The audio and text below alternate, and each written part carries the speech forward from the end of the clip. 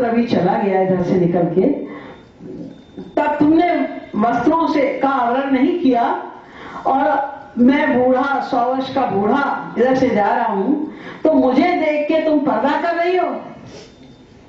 तो स्त्रियों ने कहा महाराज अपराध क्षमा हो, उसका कोई कारण है, आप कहें तो हम बता सकते हैं। हाँ बताओ क्या कारण था। कारण यह था कि आपका पुत्र परमहंस है और आप हंस हैं। क्या मतलब? हंस माने क्या? जो गुण और दोष दोनों देखे, लेकिन गुण को पकड़ ले और दोष को छोड़ दे। सार को गह लहरी और थोथा दे उड़ाए। जड़ चेतन गुण दोषमय विश्व की न करतार, संत हंस गुण गह ही पाय परिहरि वारि विकार। अगर दूध में पानी मिला है तो हंस पानी छोड़ देगा और दूध को पी लेता है। ये तो परमहंस थे। परमहंस माने जो गुण दोष को देखता ही नहीं, ना गुण देखता है ना दोष देखता है। हम स्त्रियों को बड़ी पहचान है, लोगों की पुरुष की आंखें कैसी हैं पता चल जाता है। तो हम लोगों ने देखा उसकी आंखों में ना कोई लज्जा थी, ना भय था, ना कुछ लालच था, ना क्रोध था, कुछ नहीं था। जैसे उसने वो देखा ही नहीं, वो ऐसे चले गए। दृष्ट्वाभियान्त मिषिमात्मजमप्यनग्नं देव्यो हिया परिदधुर् न सुतस्य चित्रं तद्वीक्ष्य पृच्छति मुनौ जगदुस्तवास्ति स्त्री पुंविदा। स्त्री, उन्होंने देखा स्त्री पुंविदा न तो सुतस्य विविक्त दृष्टि, लेकिन न तो सुतस्य। जब वो गए सुखदेव जी, उन्होंने नहीं देखा। गोपियों ने, जो स्त्रियां स्नान कर रही थी, उन्होंने बताई ये बात। तो स्वीकार किया वेदव्यास जी ने। और जब वो जो सुखदेव जी थे जंगल में जाके कहीं पर बैठ गए समाधि में। अब बच्चे उनको कभी छुए, हिलाए डुलाए, कोई असर ही नहीं। जैसे कोई पत्थर हो या लकड़ी हो, कोई असर ही नहीं। तो एक बार एक शिष्य ने क्या किया कि उनका एक श्लोक था भागवत का, वेदव्यास जी का रचा हुआ, वो उनके कान में कह दिया। देखिए कुछ भी हो रहा है संसार में, क्या हो रहा है, कोई छू रहा है, धक्का दे रहा है, उन्हें कुछ नहीं पता। लेकिन जब वो शिष्य ने वो श्लोक भागवत का उनके कान में कहा तो एकदम समाधि टूट गई। बरहापीरम नटवरवपु कर्णयो कर्णिकारम बिभ्रदवासः कनक कपिशं वैजयन्तीं च मालां रन्ध्रान् वेणोरधर सुधया पूरयन् गोपवृन्दैर्वृन्दारण्यं सपदरवणं प्राविशद्गीतकीर्तिः। सौंदर्य का वर्णन है कि किस प्रकार वो मोर पुच्छ धारण किए हुए, किस प्रकार पीतांबर पहने हुए, किस तरह उनके मुख पर मुरली शोभायमान हो रही है और अपने अधर से उसको फूंक के उसमें कितना अमृतमय म्यूजिक उसमें से निकाल रहे हैं। ये सब इसमें वर्णन है श्री कृष्ण के सौंदर्य माधुर्य का। ये सुना और चौंक गए, और जब वो उठ गए तो वो शिष्य घबरा गया, डर गया।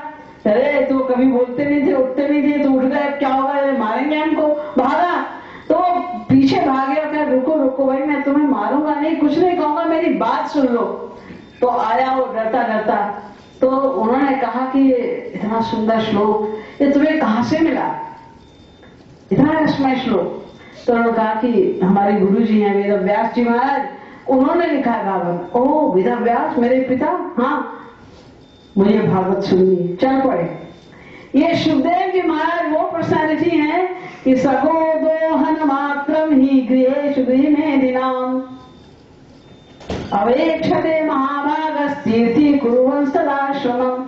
ये वो व्यक्ति हैं जितनी देर में गाय दुही जाती है बस उतनी ही देर कहीं ठहरते हैं, इससे ज्यादा कहीं नहीं ठहरते, वो चलते रहते हैं। तीर्थी कुर्वन् सदाश्रमम्, जहां जाते वहां तीर्थ बनाते हुए चले जाते हैं। लेकिन ये सुन के उनके मन में हुआ कि मैं भागवत को सुनूं, लेकिन फिर वो निराश होकर बैठ गए। उनका नहीं। जो श्री कृष्ण इतने सुंदर हैं, इतने गुणमय हैं, इतनी मधुरिमा से युक्त हैं, तो भला मेरे ऊपर कृपा क्यों करेंगे? तो ये बात जाके उस शिष्य ने बताई वेदव्यास जी को। तो उन्होंने कहा कि अब जाके दूसरा श्लोक सुना दो इनको। तो उन्होंने दूसरा श्लोक सुनाया पूतना के विषय में, पूतना लोक बालग्नि, कि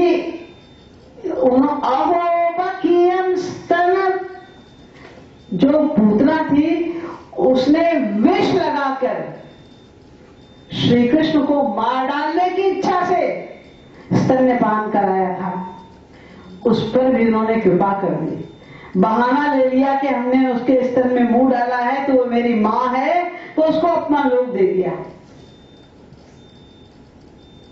अहोबकीयं स्तन कालकूटं जिघांसया पायदप्यसाध्वी लेभे गतिरात्रुचितां ततोऽन्यं कं वा दयालुं नयते प्रबद्धि। कौन होगा इतना दयालु? तब उन्होंने सोचा कि हाँ दयालु है, ये भी गुण है उनका। कम वा दयालु शरणं प्रपद्ये, इतने दयालु है तो मेरे ऊपर अवश्य कृपा करेंगे। तब फिर वो भागवत सुनी उन्होंने पूरी, और फिर परीक्षित को भी भागवत सुनाई। ये सुखदेव जी महाराज ने केवल एक श्लोक सुना कान का विषय। जैसे सरकारिक परमहंसों को नाक का विषय मिला था, ऐसे ही इनको केवल कान का विषय मिला। एक श्लोक सुना उनके सौंदर्य के विषय में और भूल गए ब्रह्मानंद को। और श्री किशोरी जी के लीला शुभ बने, उनकी लीलाओं को, कथाओं को कहने वाले बने, इतना ऊंचा उनको स्थान प्राप्त हो गया। तो द्वापर में सुखदेव जी ये भी ब्रह्मानंद को छोड़ के प्रेमानंद में परिप्लुत हो गए। और इसके बाद आता है कलयुग। टाइम तो हो गया है, लेकिन मैं सोच रही हूँ मैं विषय इसे 10 मिनट में मैं आज ही समाप्त कर दूं। तो कलयुग में सबसे बड़े ज्ञानियों के नेता हैं शंकराचार्य जी महाराज। ये पहले जगत गुरु हैं हमारे विश्व के इतिहास में, इनको जगत गुरु की उपाधि प्राप्त हुई है। तो इन्होंने भी वैसे तो अद्वैतवाद का प्रचार किया, लेकिन चुपके चुपके जो उनके विशेष शिष्य थे उनको उन्होंने श्री कृष्ण की भक्ति का ही दिया। और ये बात भी सबको बताई कि बिना श्री कृष्ण भक्ति के थे तुम्हारे मन की शुद्धि भी नहीं होगी। शुद्धिरात्मा कृष्ण भगवान भोज से, बिना श्री कृष्ण के चरणों की भक्ति के। और उन्होंने बाकायदा श्री कृष्ण की पूरी पूरी स्तुतियां लिखी। अच्युतम केशवम सत्यभाम माधवम माधवम श्रीधरम राधिका राधिकम इंदिरा मंदिरम चेतसा सुंदरम। ये जो स्तुति लिख रहे हैं स्वयं शंकराचार्य। इंदिरा मंदिरम चेतसा सुंदरम देवकी नंदजम नंदजम तंदे कुंचितई केशरी। उनके घुंघराले बालों का वर्णन कर रहे हैं कि कितने सुंदर लगते हैं वो, उनके घुंघराले बाल, उनके हाथ में कंकण, उनके गले में वनमाला। ये सारी स्तुतियां यमुना निकट तटस्थित वृंदावन कानने मारम्ये कल्पद्रुमदल भूमौ चरणं चरणोपरि स्थाप्य तिष्ठन्तं घन नीलं सतेजसा भासयन्त मे विश्वं पीताम्बर परिधानं चन्दन कर्पूरलिप्त सर्वांगम् कर्णपूर्ण नेत्रं कुण्डलयुगमण्डितश्रवणं मंदस्मित मुख कमलम सकोस्तुवदारुमणिहारम। बहुत अधिक टाइम नहीं है, थोड़ा थोड़ा आपको हम हिंट दे रहे हैं केवल कि उन्होंने किस तरह से इतनी सुंदर सुंदर विवेक चूड़ामणि में, प्रबोध सुधाकर में इतनी सुंदर उन्होंने उनकी स्तुतियां लिखी हैं। और उनसे किसी ने पूछा कि आप भी श्री कृष्ण की भक्ति करते हैं? कोई अंतरंग शिष्य था उनका, हाँ करते हैं। आपके इष्टदेव कौन है? तो उन्होंने उसका भी उत्तर दिया कि हमारे इष्टदेव वही हैं। शरद्राकानाथ प्रतिम वदन श्री मुरलिका वंदेयो गोपी गण परिवृतः कुंकुमचितः। वे जो पीतांबर धारण करते हैं, हाथ में मुरली जिनके शोभायमान है हमेशा, जिनकी मुस्कान को देखकर बड़े बड़े परमहंस भी मूर्छित हो जाते हैं, वही नंदनंदन श्याम सुंदर हमारे इष्टदेव हैं। ये उन्होंने अपनी मां को भी मरते समय उन्होंने यही उपदेश दिया था कि तुम और हमें किसी से कोई मतलब नहीं है, जो वो श्री कृष्ण है, नंदनंदन श्री कृष्ण, बस वही, उनका ही ध्यान करने से हम इस भवसागर को पार कर सकते हैं। तो ये शंकराचार्य जी भी प्रच्छन्न रसिक कहलाते हैं। उन्होंने भी ये जान लिया कि सगुण साकार ब्रह्म के उपासना में जो रस है, जो आनंद है, वो कहीं नहीं मिलेगा। एक परमहंस देखकर कहता है श्री कृष्ण की स्थिति को कि ये माखन चुराते घूम रहे हैं, बेपढ़ी लिखी गोपियों के साथ में पीछे पीछे घूम रहे हैं कि हमको माखन दे दो, और इतने बड़े बड़े लोग इतना अध्ययन कर रहे हैं उनको जानने के लिए, इतनी बड़ी स्तुतियां कर रहे हैं उनको पाने के लिए, उस पर इनका ध्यान नहीं जाता। एक परमहंस कहता है, सुनो सुनो, तुम लोग थक गए होंगे वेदों में श्री कृष्ण को ढूंढते ढूंढते, भगवान को नहीं मिले ना, तो परमेशु माद्रियद्यम निगम वनेषु नितांत खेद खिन्ना विचुनित भवनेषु वल्लवीला मुपि नशदर्थ मुलूखले निबद्धम। तुम लोग ढूंढते ढूंढते खो गए, थक गए, नहीं मिले श्री कृष्ण। मैं बताता हूँ कहाँ है, कहाँ है वो। अरे अभी मैं उनको उखल में बना हुआ देख के आया हूँ। तुम लोग देख रहे हो ये निगम वनेषु, वेद रूपी वृक्ष जंगलों में तुम ढूंढ रहे हो, उनको वहां नहीं है वो, तो फिर कहाँ है? अरे वो तो गोपियों के आंचल में बंधे हुए हैं, वो कहीं पर माखन चुरा के खा रहे हैं। बड़ा आश्चर्य। एक गोपी कहती है, समझ गए हम, गोपालांगन कर्ण में विहर से विप्राधरे लज्जसे पुरुषे गोसुत हुंसतस्तुति पड़े मौनम विनत से शताम। ये हमारे जो ब्रह्म है ना श्री कृष्ण, लगता है उनका कोई स्क्रू ढीला हो गया, स्क्रू ढीला हो गया। हाँ देखो ना इनकी बातें, गोपालांगन कर्ण में विहर से, वो इतने बड़े संसार को छोड़ के एक छोटे से भारत देश के, एक छोटी मथुरा नगरी के एक छोटे से गांव में मिट्टी के आंगन में खेल रहे, मिट्टी के आंगन में, गोपाल आंगन कर्द में जहां कीचड़ है उसमें विहार कर रहे हैं। गोपाल आंगन कर्द में विहार से और विप्राध्वरे लज्ज से, बड़े बड़े ब्राह्मण लोग इतनी बड़ी बड़ी स्तुतियां करके वेद मंत्रों को गा गा के तुम्हें बुला रहे हैं, वहां नहीं जाते, और वहां आंगन में मिट्टी में खेलने में तुम्हें आनंद आ रहा है। गोपाल आंगन कर्द में विहर से विप्राध्वरे लज्ज से और ब्रूषे गोसुत स्थिति पड़ेगी मौनम विदत्ते सताम।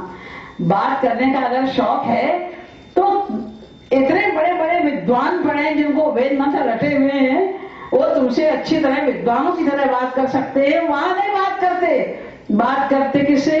रूषे गोसुत गाय के बछड़े ना, उनसे बात कर रहे हैं। दूध पीना है, मैया का दूध चाहिए, खोल दूं तुम्हें? हाँ मैया काम में लगी है, मैं खोल देता हूँ, जल्दी से जाके मैया का दूध पिया आपने। ये बातें हो रही हैं। तो ये गाय का बछड़ा तुमसे वेदशास्त्र बोलेगा क्या?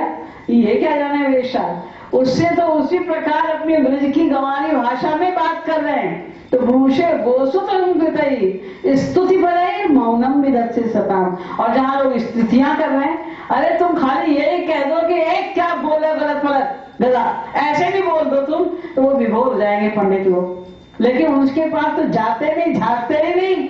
और ये गाय के बछड़े से बात कर रहे हो। दास्यम गोकुल कामिनी शुकुरुषे स्वाम्यम न दत्तात्मसु जाने कृष्ण दतीय पादयुगलम प्रेम एकलभ्यम परम। जो गोपियां बेपड़ी उनके सामने तो दास्ता करते हुए घूम रहे हो, जो तुम्हें अपना स्वामी मानते हैं, तुम्हारे बड़े बड़े मंदिर बनाए हैं, बड़े बड़े ऊंचे ऊंचे अच्छे अच्छे सिंहासन बना के रखे हैं, वहां नहीं जाते तुम? वहां जाने में तुम्हें शर्म आती है? वहां नहीं जा रहे हैं। शेष महेश गणेश दिनेश सुरेश जाहि निरंतर ध्यावे, जाहि अनादि अनंत अखंड छेद अभेद सुवेद बतावे। नारद से शुक व्यास रचे, पचिहारे तऊ पुनि पार न पावे। ताहि अजीर के छोहरिया छिछियावर, छाछ पे नाच नचावे। ये बड़े बड़े शेष महेश गणेश दिनेश बुला रहे हैं उनको, उनकी एक बात सुनने के लिए, एक शब्द सुनने के लिए हजारों वर्ष से तप कर रहे हैं, समाधि लगाए बैठे हैं, वहां नहीं जाते। तो कहा जा रहे हैं? वो गोपियों के पीछे पीछे एक चुल्लू भर छाछ के लिए उनके पीछे पीछे भाग रहे हैं और कितनी बार नाच रहे हैं। गोपियां कहती हैं, कन्हैया छाछ मांग रहा है, चाहिए छाछ? हाँ, अच्छा एक शर्त पे देंगे छाछ। क्या शर्त है? पहले नाच के दिखा। अब वो बेचारे, ना कोई वहां डांस के लिए कोई स्टेज बना है, ना कोई ऑर्केस्ट्रा है, कोई ढोलक बाजा भी नहीं है, कुछ नहीं है। और गोपियां तालियां बजा रही हैं, उसी तालियों की ताल पे अपने नन्हे नन्हे चरणों को उठा के, हाथों को उठा के वे नृत्य कर रहे हैं। फिर नृत्य हो गया, सखी कहती है, ठाकुर जी कहते हैं अब तो देना, अब देगी छाछ? इतने में दूसरा ग्रुप आता है, वो गया नहीं नहीं अभी मत देना, अभी हमने नहीं देखा। फिर से नाच के दिखा, फिर से ठाकुर जी बेचारे नाचते, फिर तीसरा ग्रुप आ जाता है तो फिर नाचते हैं। ऐसी छाछ तो उनको इतनी सी मिल रही है, हाथ छोटे छोटे, तो चुल्लू ही भर छाछ मिलनी है। और एक चुल्लू छाछ के लिए वो कितनी बार गोपियां उनको नाच नचा रही हैं और वो नाच रहे हैं। ये बड़े बड़े ज्ञानी देख के आश्चर्य में पड़े कि हम लोग जिनको वेदों में ढूंढ रहे हैं और हमें कहीं ये मिलते नहीं। और ये देखो, ये अपना यहाँ पर इन गोपियों के इशारों पर नाच रहे हैं। एक सखी बैठी है तपश्चर्या के मोड में, तो नारद जी निकले उधर से, उन्होंने कहा कि ब्रज में किसी को तप की क्या जरूरत पड़ गई? तू किस बात के लिए तप कर रही है? तुझे तो स्वयं ठाकुर जी तुम्हारे चाकर बन के घूमते हैं, तुम्हें क्या जरूरत पड़ रही है करने की? तो उसने कहा, नारद जी आप अच्छे आ गए हो, मेरी हेल्प करो। क्या? मैं तप इसलिए कर रही हूँ कि किसी तरह वो जो नंद का छोरा है ना, मेरे माइंड से निकल जाए। वो हरदम घुसा रहता है, मैं कुछ काम ही नहीं कर पाती उसके बिना। तो मैं उसके लिए तप कर रही हूँ, वरदान मांगने जा रही हूँ किसी से कि मैं किस तरह भूल जाऊं उनको, भुलाने के लिए तप कर रहे हैं। आश्चर्य में पड़ गए नारद जी कि प्रत्यादित्य मुनि क्षणम विषय तो यस्मिन् मनोधित सती बालासो विषयेश सज्जति मना प्रत्याहरंती तथा। ये बड़े बड़े मुनि लोग तो एक क्षण में मन लग जाए इसके लिए तप कर रहे हैं, साधनाएं कर रहे हैं। और बालासो विषयेश सज्जति मना, और ये देखो कैसी भोली है, ये कहती है किस तरह मेरा संसार में मन लगा दो, वहां से हटा दो श्री कृष्ण से और ये संसार में मन लगा दो। ये लोग के ठाठ हैं, क्यों? प्रेम, इनके पास प्रेम का धन है और प्रेम के ही अंदर में श्री कृष्ण रहते हैं। एक सखी दूसरी सखी से कहती है, संत्यज सखी तब उदंतम मेरे सुख लाभम समी हसे सख्या स्मारय किमपि तदन्यत विस्मारय हंत मोहनम मनस। तू मेरे पास बात करने आई है, तो मेरा एक काम कर, तू मेरी सच्ची सहेली है ना? हाँ, एक काम कर कि तू मुझसे कुछ भी बात कर श्री कृष्ण के अलावा, है श्री कृष्ण के अलावा। हाँ, कोई और बात, क्या बात करूं, हिंदुस्तान पाकिस्तान चाइना क्या बात करूं, कुछ भी बात कर, उसकी बात मुझसे मत करना। क्योंकि वो तो ऐसा घुस गया है। ठाकुर जी त्रिभंगी राम है ना, टेढ़े होकर खड़े होते हैं, यहाँ भी खड़े होते हैं। तो किसी के हृदय में अगर खड़े हो गए और टेढ़े होकर खड़े हो गए, कोई कैसे निकाले? टेढ़ी चीज को निकालना बहुत कठिन बात है। तो ये सब जो आनंद है, सुख है, ये किसी को भी मिल सकता है जो सगुण साकार भगवान की भक्ति करता है। और ये आनंद नित्य आनंद स्वरूप ब्रह्म ज्ञानी को नहीं मिल पाता, क्योंकि उसने अद्वैत ही स्वीकार किया है। उसने भगवान का रूप स्वीकार ही नहीं किया, माना ही नहीं कि कोई सगुण साकार रूप भी होता है। और भगवान तो ये यथा माम प्रपद्यन्ते तांस तथैव भजाम्यहं के अनुसार भक्त जो मानता है वही देते।